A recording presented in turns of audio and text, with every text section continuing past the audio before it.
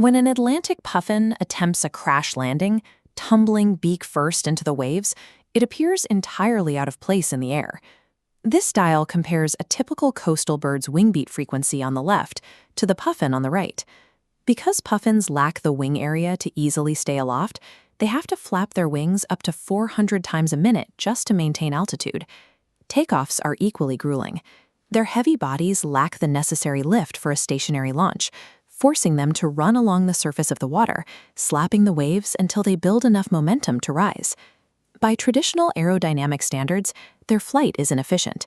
It requires massive energy expenditure for minimal glide, making the puffin a severely compromised aviator. The American herring gull cruises along the coast with ease. Its long, broad wingspan allows it to glide and twist, barely needing to flap. Overlay a puffin's silhouette inside the gull's wing, and the anatomical deficit is obvious.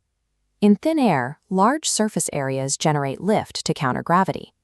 The gull's wings generate abundant lift, while the puffin's tiny, stubby wings provide barely enough to stay airborne. Those stubby wings are a deliberate evolutionary sacrifice. The puffin traded sky efficiency to conquer a physical environment where the gull cannot survive. When a puffin breaks the surface and enters the ocean, it moves from thin air into dense, heavy water. Water creates immense drag. If a gull attempted to pull its massive wings through this medium, the resistance would be overwhelming, making deep diving impossible. Beneath the surface, the puffin's short, narrow wings become its most important asset. This fluid dynamics model demonstrates how dense water flows over that short wing profile. Instead of paddling with its feet, the puffin propels itself by sweeping its wingtips backward, slicing through the water to generate forward thrust with minimal drag.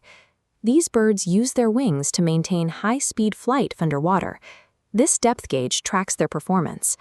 Holding its breath for a minute, a puffin descends past 50, 100, and reaches 250 feet. At these depths, it is highly agile, banking and swooping with precision, hunting schools of fish like a hawk over a field. To maximize the yield of these dives, their upper jaw and tongue are lined with backward-facing spines.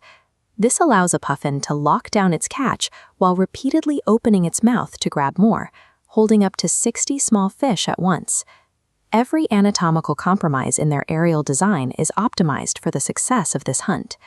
When the hunt is over, the puffin bursts back through the surface, transitioning from a graceful aquatic hunter back to a struggling flyer. The commute home is difficult. They must keep their underpowered bodies aloft while carrying a heavy payload of wet fish.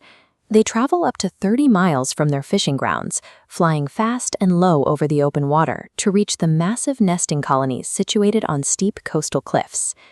To feed their chicks, puffins must navigate the extreme physical demands of two separate realms just to deliver a single meal. That clumsy crash landing into the grass marks the end of a grueling multi-medium journey. The laws of physics dictate that an animal cannot have maximum efficiency in both thin air and dense water.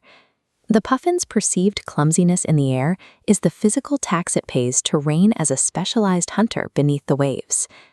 This bird is a dual-medium vehicle, specialized to navigate two physical worlds that rarely overlap.